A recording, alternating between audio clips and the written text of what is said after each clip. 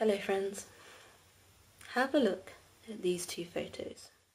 The first is a photo of me, my sister, my mum and my dad.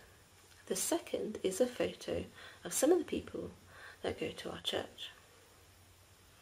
Looking at these two photos, which do you think is a photo of a family?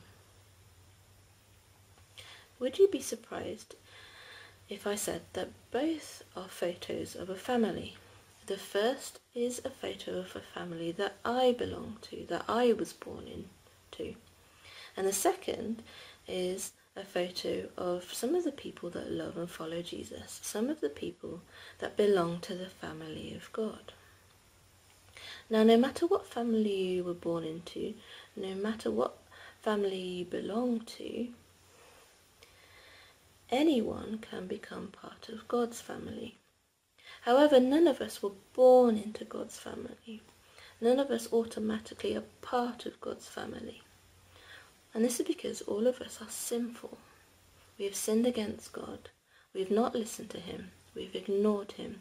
We have done and thought and said wrong things that have hurt others and have hurt God. But, as we were thinking about last week, God is a God who saves, and he saves girls and boys, men and women from their sin by sending Jesus to die on the cross. Jesus takes the punishment that we deserve for our sin on himself. And so anyone who is sorry for their sin, anyone who trusts in Jesus, becomes part of God's family. And God's family is an amazing and great family to be a part of. God's family is a family that comes together to say how good, how kind, how great, how amazing God is. We help one another to love and know God better. God's family is also a family that loves and cares for one another. And God's family is a family that wants others to be part of it.